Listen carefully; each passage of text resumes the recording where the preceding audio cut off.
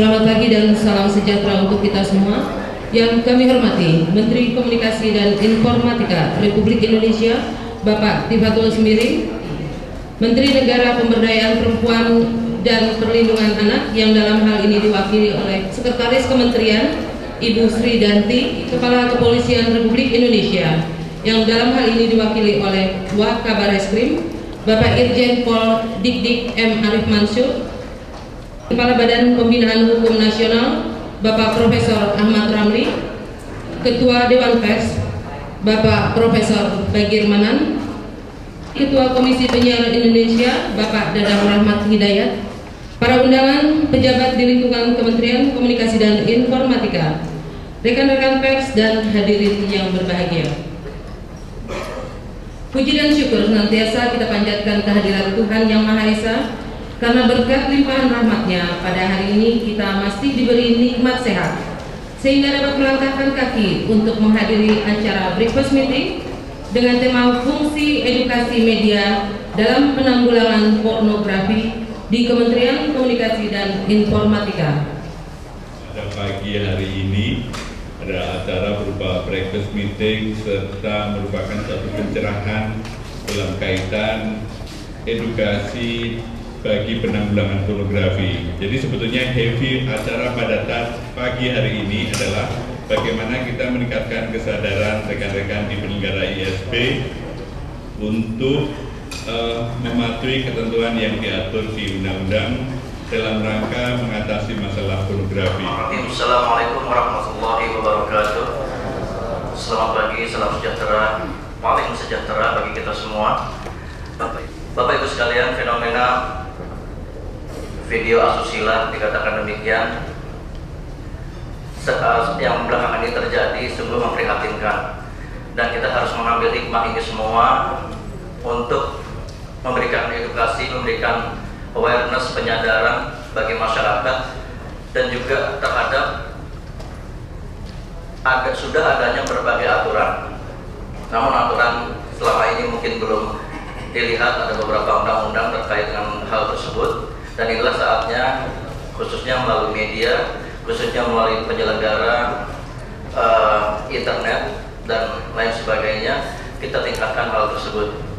Dan kami selaku Dirjen Postel bersama-sama dengan Pak Dirjen Aptel, kalau dibagi tugasnya, Aptel ini yang melihat konten-konten sementara atau menilai atau memberikan masukan kepada Dirjen Postel yang terkait dengan penyebarannya.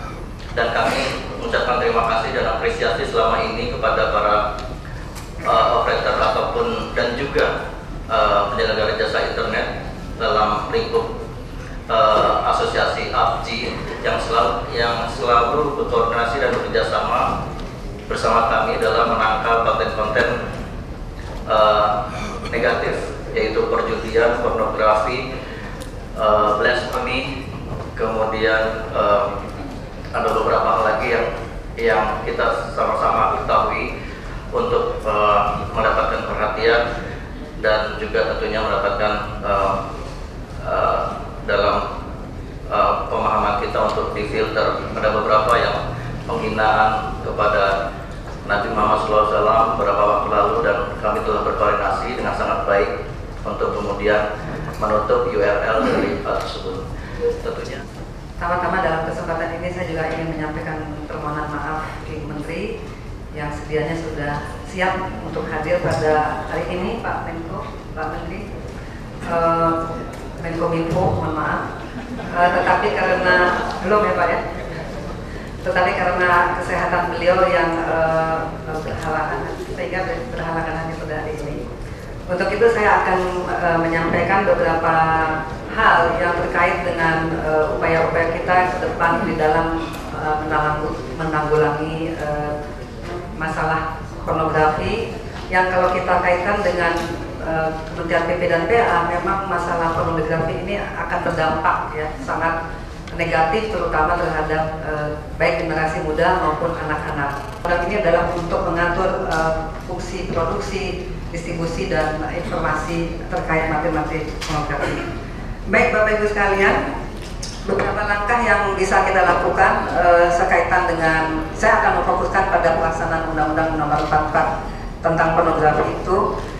Pertama, memang peran pemerintah ya, dalam pemerintah, kemudian saya juga akan menyampaikan peran lembaga pendidikan dan juga langkah-langkah apa yang harus dilakukan oleh orang tua dan media massa. Itu yang akan saya sampaikan poin-poinnya. Yang pertama adalah dengan adanya undang-undang pornografi, maka yang harus dilakukan khususnya oleh pemerintah antara lain melakukan tindakan preventif tentu saja, yaitu program pencegahan yang ditujukan kepada masyarakat tentang bahaya pornografi, sehingga masyarakat mengetahui dan tidak tertarik mengakses materi pornografi. Beberapa bentuk dan agenda kegiatan kita sarankan dapat berupa, pertama tentu saja kita harus melakukan kampanye anti pornografi ya, seperti kita bisa mengkampanyekan melalui spanduk atau poster atau juga brosur. Kemudian misi yang disampaikan antara lain misalnya, mari kita lawan pornografi dengan kata-kata yang catchy, yang mudah diingat.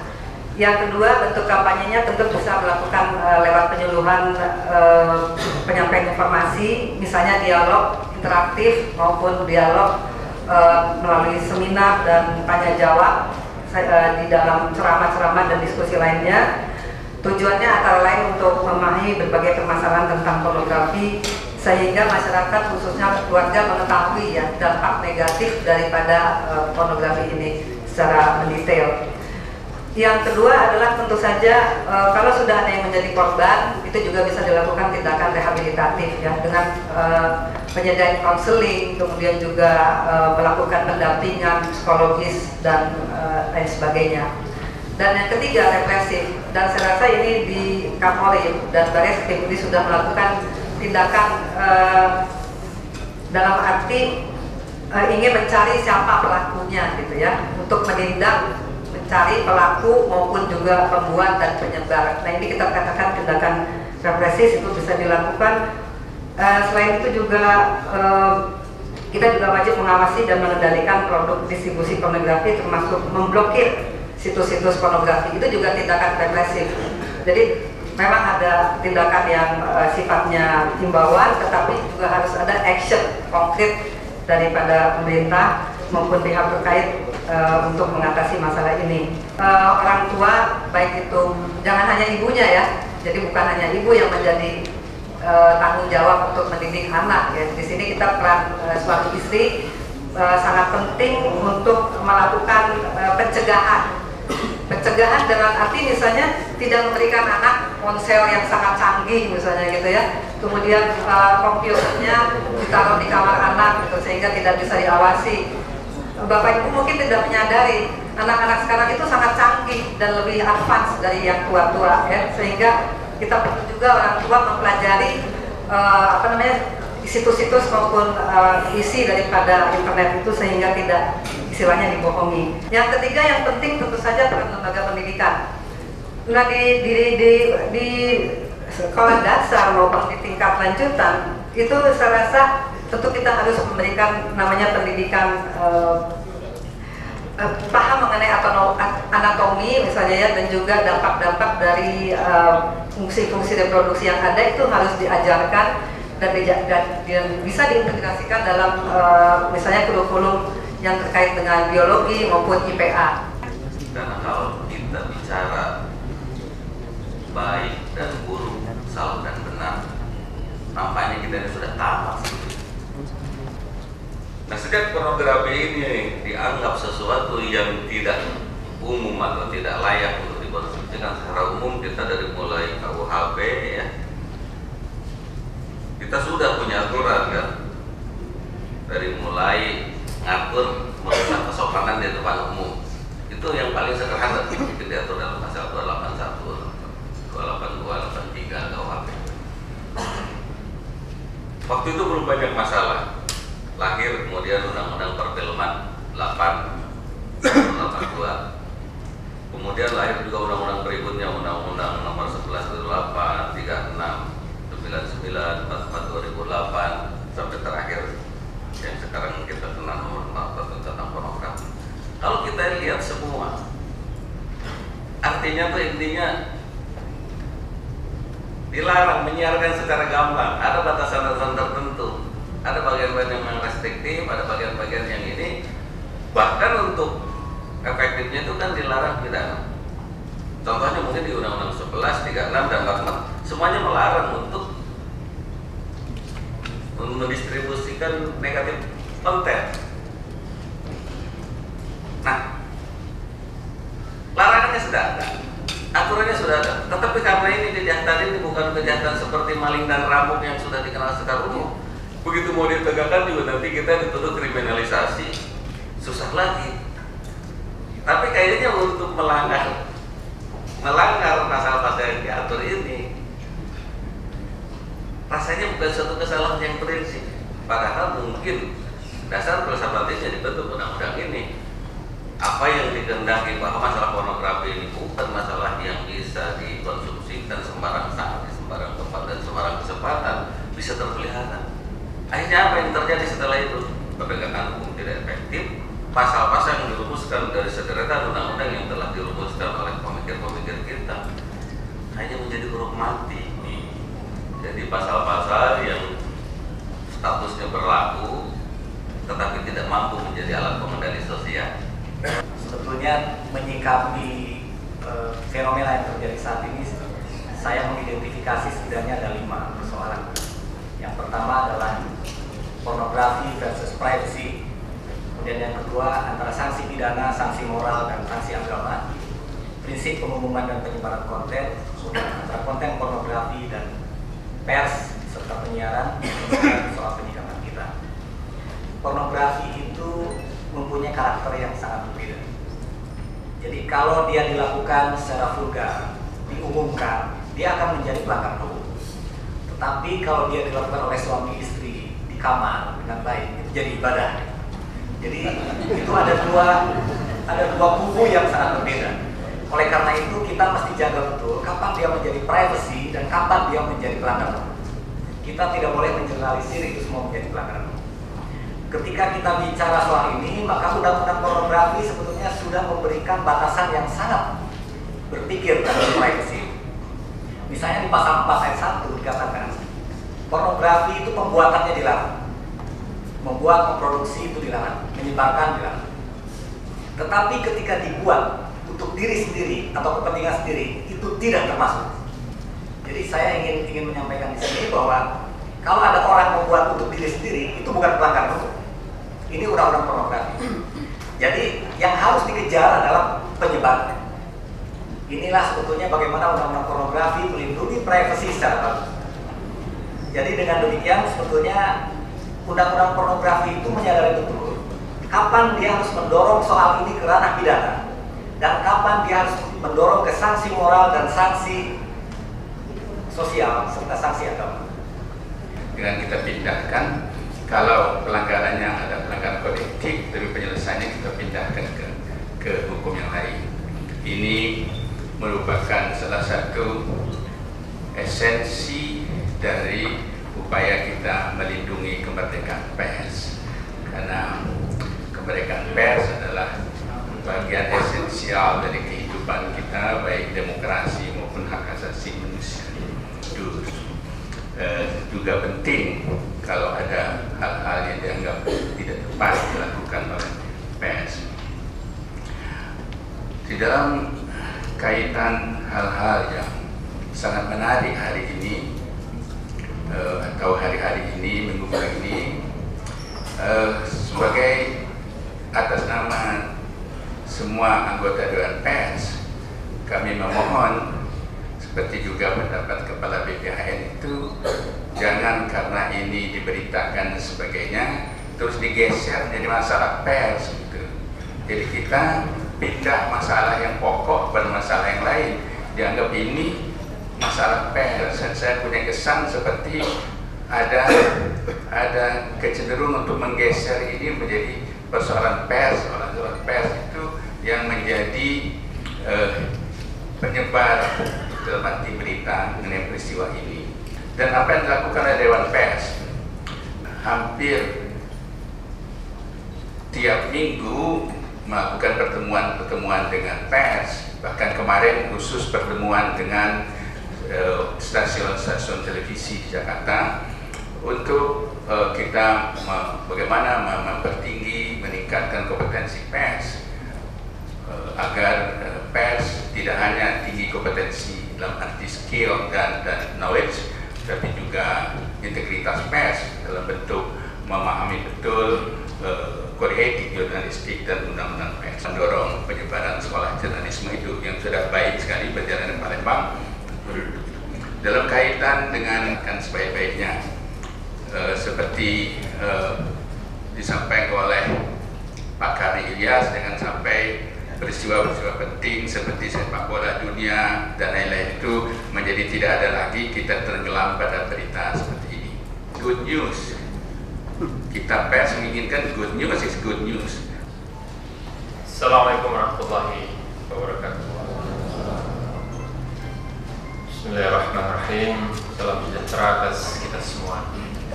Yang saya hormati Bapak Bagirmanan, salam saya buat Ibu Menteri. Ini yang juga saya hormati Bapak Setianto, AA Dadang yang dari Manado ini, KPI, dan staf yang lainnya. Saya lihat ada di Bu Imas juga ya, dan para teman-teman wartawan, para pengelola SP sekalian, dan service provider ya. Jadi dari Kaskus juga hadir, saya lihat kasak kusuk terus nih.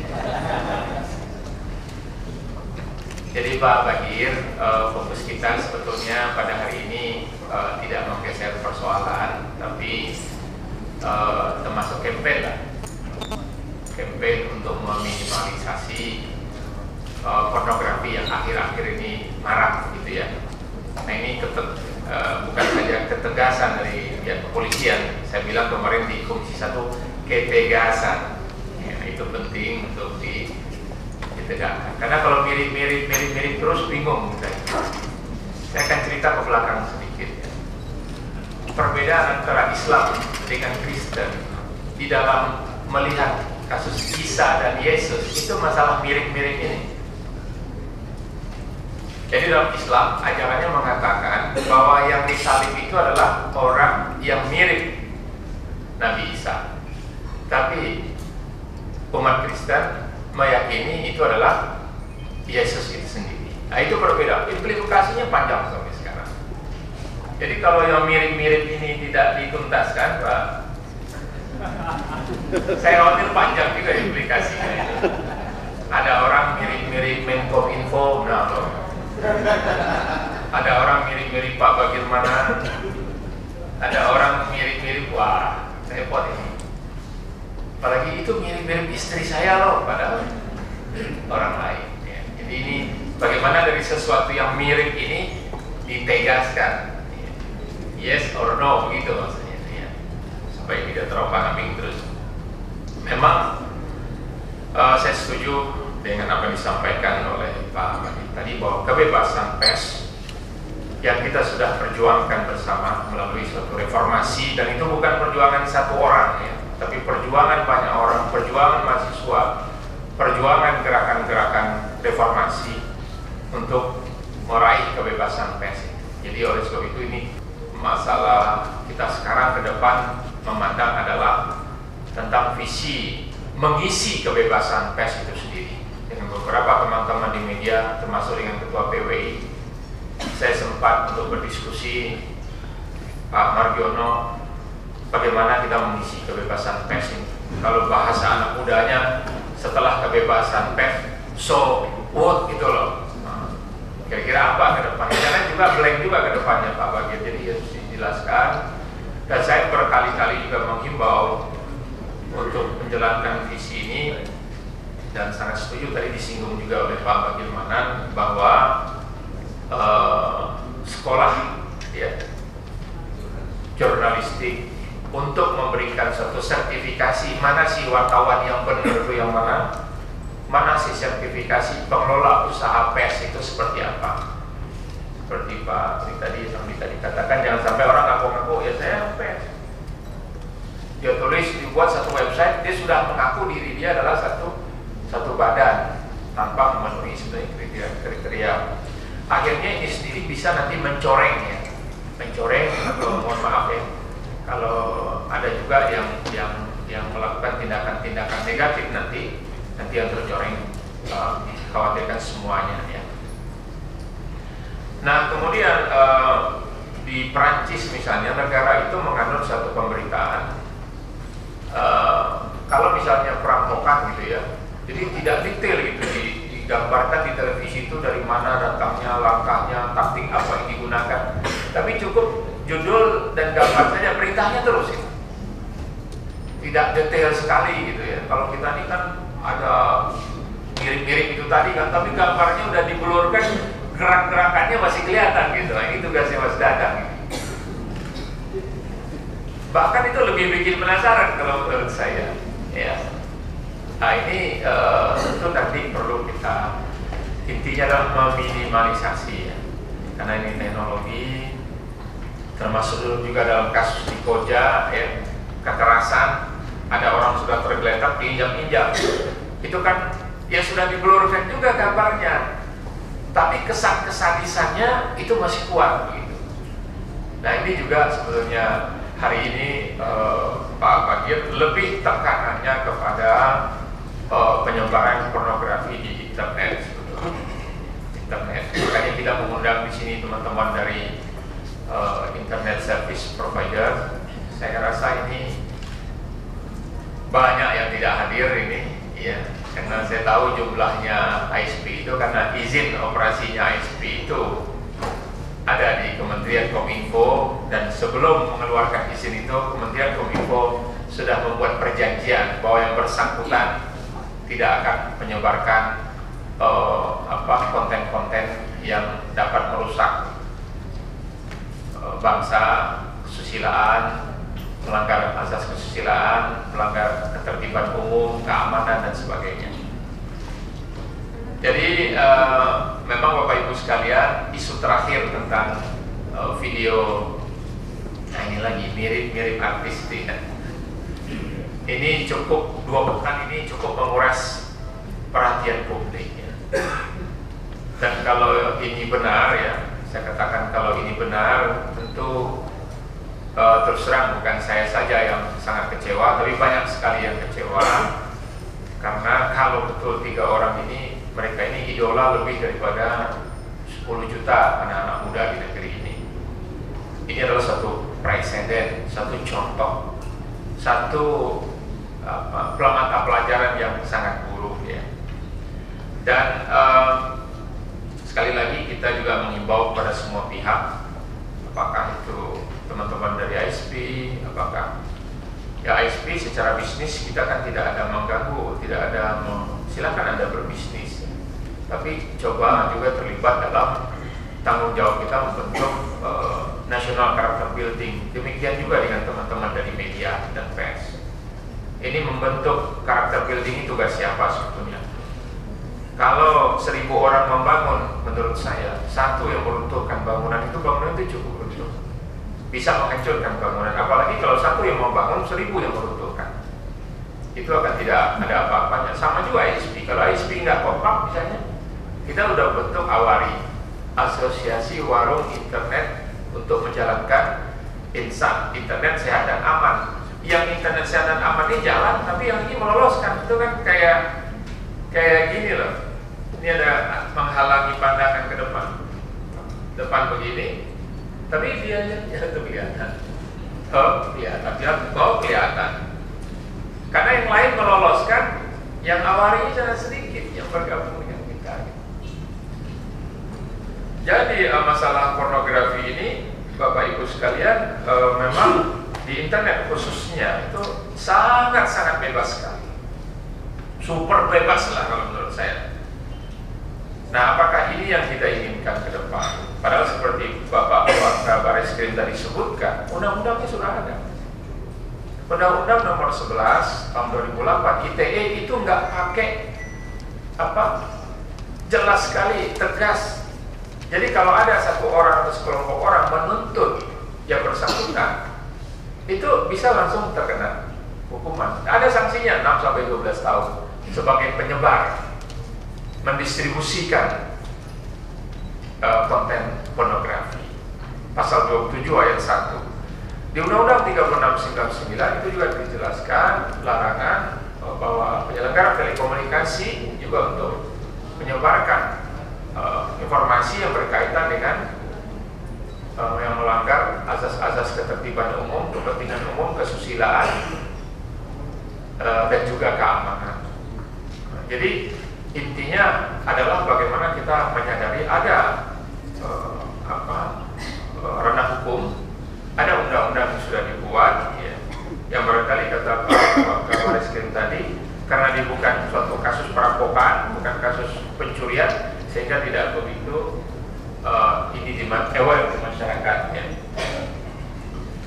Nah, apa yang terjadi di internet sangat bebas kali ini sebetulnya kita sudah melakukan juga satu edukasi, diantaranya bekerjasama dengan Awari, dan memang data-data yang efek daripada pornografi ini sangat luar biasa. Satu laporan kami dapatkan juga dari KPA dan dari BIN bahwa beberapa kali sudah saya sampaikan di 12 ibu kota besar dilakukan riset di 4.500 remaja, 97% SMP, siswa SMP dan SMU pernah menonton atau mengakses situs porno.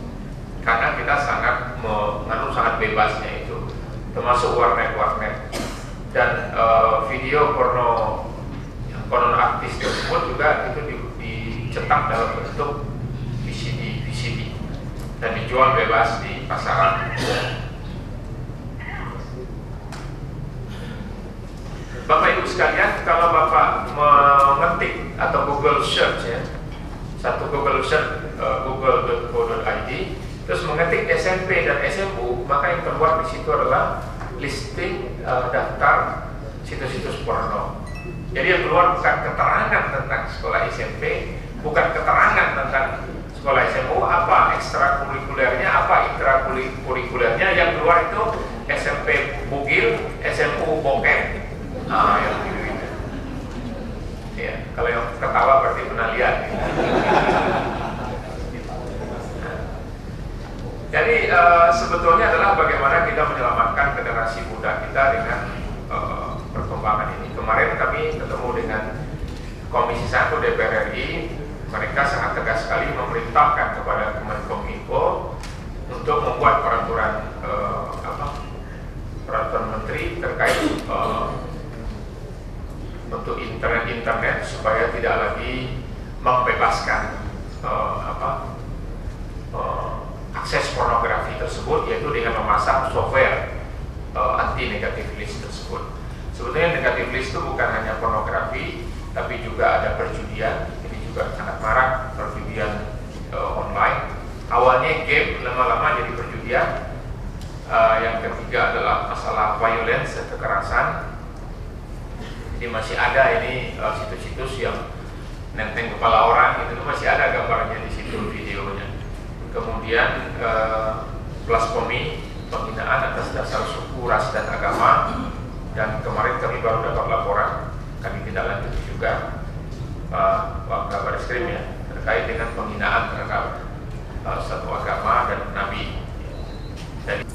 Dan kemudian adalah masalah penipuan, pembobolan rekening, cybercrime dan sebagainya, itu akan dibentuk sendiri dalam undang-undang TPT rencananya itu. Karena memang antisipasi cyber war ke depan ini juga mendapatkan suatu perhatian yang sangat penting dan termasuk dalam undang-undang menjadi prolegnas pada tahun ini di DPR RI.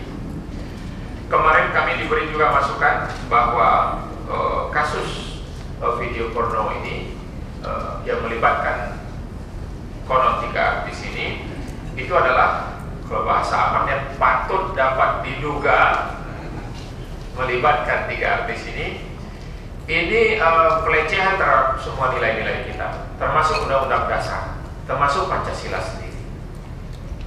Karena Pancasila mengajarkan kita bahwa kita adalah orang-orang yang berketuhanan yang Maha Esa. ya, punya kemanusiaan yang adil dan beradab. Dan di undang-undang kemarin dikutipkan banyak sekali undang-undang bahwa tujuan pendidikan kita adalah untuk membentuk kecerdasan anak-anak bangsa. Tapi itu dilecehkan semua oleh adanya penyebaran konten pornografi ini. Jadi Pak Ramli ini bukan saja melihat satu persatunya, tapi melihat filosofi daripada undang-undang dasar yang sudah dibentuk oleh para founding fathers kita. Jadi saya harap tidak hanya mengambil sepotong, tapi edukasinya apa? Kalaupun ini terjadi, sedikit sekali bagian daripada masyarakat atau media yang mencoba mengambil hikmah dari sini. Hikmah itu pelajaran, Pak. Kita ini manusia. Bahwa di belakang kepala kita ini ada yang kita tangkap pesan yang nanti akan permanen. Itu tuh belum ada gitu loh. Kalau kita bicara pasal demi pasal ini aturan, tujuan aturan itu dibuat apa sih sebetulnya? Penegakan hukum itu apa aturan? Apakah sekedar untuk kita berbicara antara terdakwa, pengacara, dan juga hakim dan jaksa? Saya rasa ada pendidikan di situ, Pak, ada edukasinya. Nah, ini yang kita ingin capai sekarang, bahwa ini pelecehan terhadap nilai-nilai bahwa di dalam Undang-Undang Dasar tujuan berkeluarga itu adalah keluarga yang sejahtera, keluarga yang harmonis. Disebutkan di beberapa pasal kemarin di Undang-Undang Dasar, dan negara sendiri sudah mengeluarkan per tahun efek daripada seks bebas. Itu angka yang kami dapatkan 180 miliar. Itu untuk satu sisi saja, yaitu belum lagi narkoba. Ini seks bebas terkait dengan penanggulangan HIV. Itu biaya yang dikeluarkan negara itu 180 miliar. Nah, jadi ini juga satu hal yang kalau bisa kita turunkan, separuhnya itu bagus untuk Pak. Kalau bisa kita turunkan lagi untuk kita alokasikan pada hal-hal yang lebih bermanfaat. Juga pelecehan terhadap pesan-pesan yang disampaikan selama ini oleh orang tua. Bagaimana saya punya anak, Pak. Biasa PKS anaknya banyak, karena ingin memperbanyak konstituen nanti tahun 2019. Satu lagi memang orang PKS ini kata orang kurang hiburan nih, jadi hiburannya di rumah itu lah. Nah, ini pelecehan terhadap pesan-pesan yang selama ini kita sampaikan kepada anak-anak kita. Pelecehan terhadap nilai-nilai adat. Mohon maaf, Pak, ini kalau di adat orang berlaku begini, saya tidak bisa, mohon maaf Pak, saya kurang bisa memahami. Kalau orang berbuat begitu berzina, itu urusan pribadi, saya tidak bisa terima itu. Karena saya beragama. Siapapun Anda yang beragama di ruangan ini, tentu akan paham bahwa ajaran agama manapun ini melarang perzinahan. Jadi tidak sesederhana itu masalahnya. Kalau di adat ini lebih berat, Pak. Kalau di hukum adat, nah kemarin kan ada kasus di Bali itu sampai dilarung di laut. Itu salah satu contohnya ada. Sapinya dilarung. Ini juga pelecehan terhadap guru-guru, ajaran guru, pelecehan terhadap ulama, pelecehan terhadap tokoh-tokoh, khotbah-khotbah, semuanya ini hapus. Biaya begitu banyak, 20% untuk pendidikan. Ada satu mata pelajaran besar yang dalam 2 pekan ini membuat anak-anak kita memperoleh pelajaran. Dari filosofinya kalau menurut saya perlu efek edukasi jadi bukan sekedar menonton. Kemarin juga ada kita tidak munafik, kita tonton, kita nikmati, tapi tidak memberikan suatu edukasi apa-apa. Jadi perintah dari Komisi 1 kemarin kami catat, karena kami berada di bawah pengawasan Komisi 1, kami akan jalankan rekomendasi Komisi 1 itu. Jadi saya harapkan dalam kesempatan dan silaturahim ini kepada seluruh ISP khususnya, supaya meminimalisasi penyaluran konten-konten negatif. Ini bukan untuk kepentingan saya pribadi, tidak ada masalah pribadi saya, tapi semua anak bangsa ini kalau diracuni terus-menerus di tengah-tengah kompetisi kita dengan bangsa-bangsa lain, ini tentu akan sangat mengganggu ya kompetisi kita di hadapan bangsa-bangsa lain. Dan perlu diketahui juga Bapak Ibu sekalian, beberapa pakar menyebut pornografi itu adalah sesuatu yang adiktif, yang membuat orang kecanduan. Dan ini bukannya sesuatu yang tiba-tiba, tapi memang pornografi itu sekarang sudah merupakan industri pornografi. Dan belanja kita untuk pornografi itu per detiknya $3.600 US dollar sekian per detik, Pak. Apakah uang itu dihambur-hamburkan untuk yang seperti itu atau kepada hal yang lebih produktif, ya? Jadi mereka kayaknya juga industri ini sudah mempelajari apa kata kunci yang sering digunakan dalam search engine atau dalam statistik yang paling tinggi itu apa. Nah, itu biasanya mereka tangkap, begitu kita cari gitu ya, dia kemudian yang pertama ketemu situs itu, tapi dia merekomendasikan sejumlah situs lagi yang sebenarnya pornografi untuk kita akses. Nah, namanya anak-anak biasanya apalagi ada gambarnya sedikit aja di pojok, jadi tertarik untuk mengakses itu. Jadi perlu sesuatu yang komprehensif kalau menurut saya, satu gerakan bersama untuk meminimalisasi ya penyebaran pornografi di Indonesia. Kami juga mewakili dari Aliansi Jurnalis Online, kemudian saya sebagai ketua umumnya ingin menyikapi pertemuan yang sekarang. Pak Menteri dan para hadirin sekalian, mohon maaf, portal kami tidak memuat hal yang sifat negatif dari Ariel dan Luna karena prestasi dan karya mereka yang kami kutip. Jadi kami tidak tertarik untuk berbicara untuk video asusila mereka. Tapi ada hal yang menarik yang perlu kami dukung, karena kami di Kabarindo dan di Cuek sendiri mendukung adanya RPM konten multimedia. Dan itu menarik dari rilis yang diberikan kepada kami bahwa diagendakan kembali RPM konten multimedia, dan Komisi 1 meminta draft daripada RUU TPT. Jadi ini harus ditegaskan lagi Pak Menteri, bahwasanya kalau ada RPM konten dari sejak 6 bulan yang lalu, saya pikir kejadian ini tidak akan mungkin ada gitu kan. Terima kasih ya.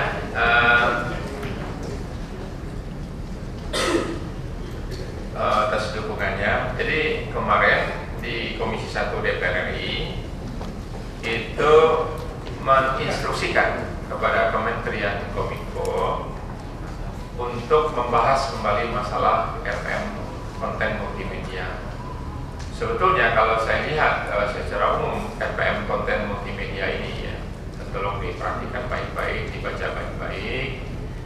Itu sebetulnya isinya itu kalau menurut saya lebih demokratis ya. Saya perlu jelaskan lagi sedikit lagi supaya kita tidak salah paham. Dan ini bukan mirip-mirip RPM, betul-betul RPM gitu. Jadi dibentuk tim anggota tim penilai konten multimedia. Jadi misalnya terjadi satu di website ya. Website ini memuat, websitenya besar kan, terus satu kotak itu memuat tentang konten yang dispute, katakanlah negative list. Kemudian ini meragukan, ini negative list atau bukan, tergolong kepada negative list atau bukan. Tim yang ini, penilai ini ada 50% dari pemerintah, 50% lagi dari unsur masyarakat termasuk LSM.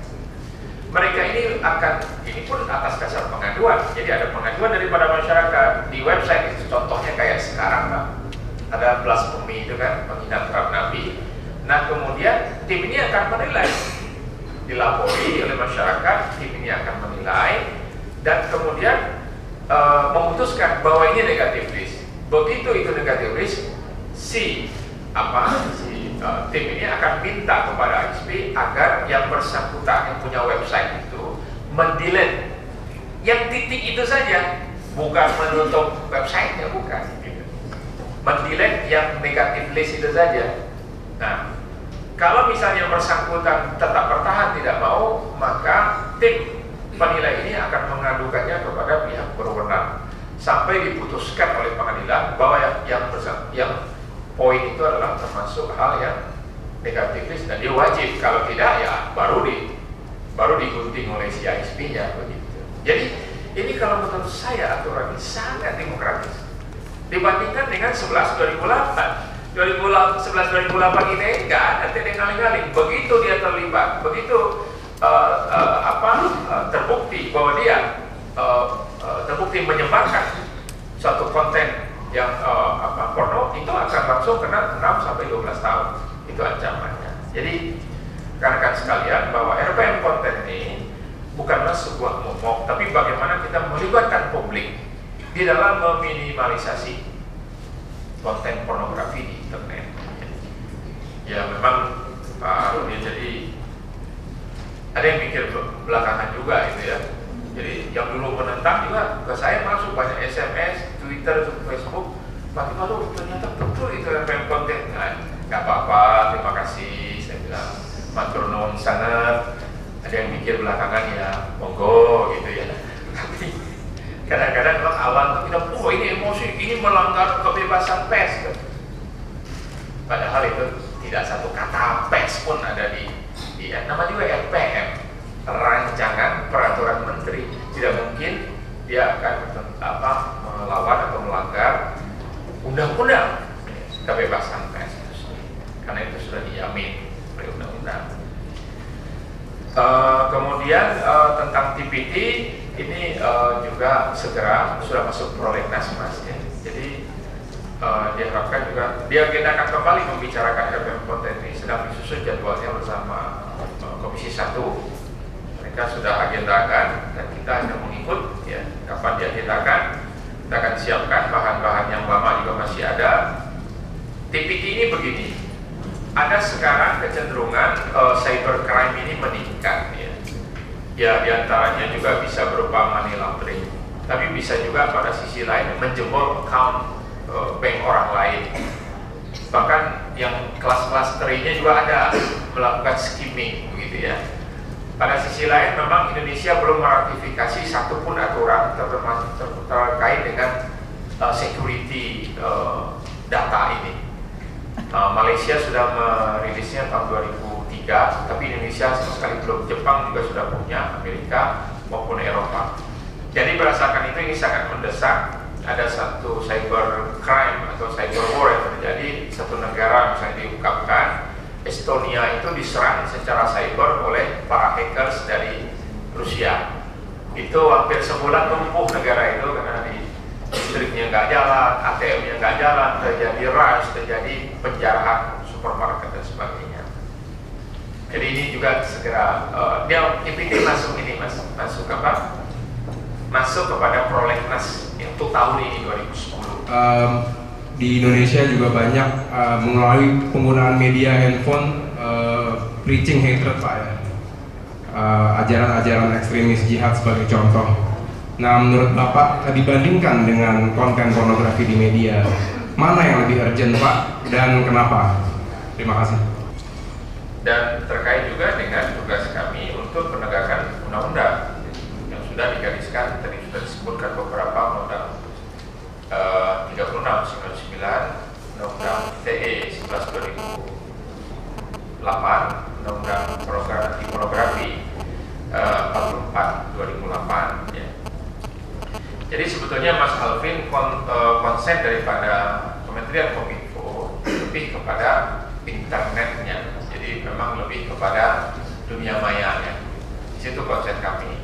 Kalau Bapak menanyakan tentang konten pornografi di televisi itu dan radio, ini ada Mas, panggil Mas sekarang, Mas Dadang Rahmat ini dengan timnya yang baru ini periode baru lagi. Nah mereka ini berwenang ya untuk memberikan teguran, bahkan mencabut acara itu kalau misalnya melanggar aturan dan perundang-undangan.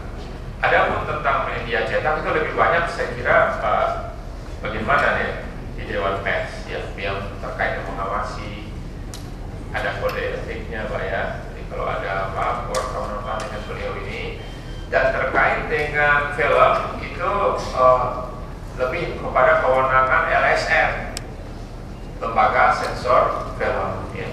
Jadi sudah dibagi-bagi Mas Alvin kewenangannya, dan kita ini sebenarnya konsepnya adalah untuk meminimalisasi pornografi itu sebetulnya itu di internet. Itu sebetulnya konsepnya lebih ke sana.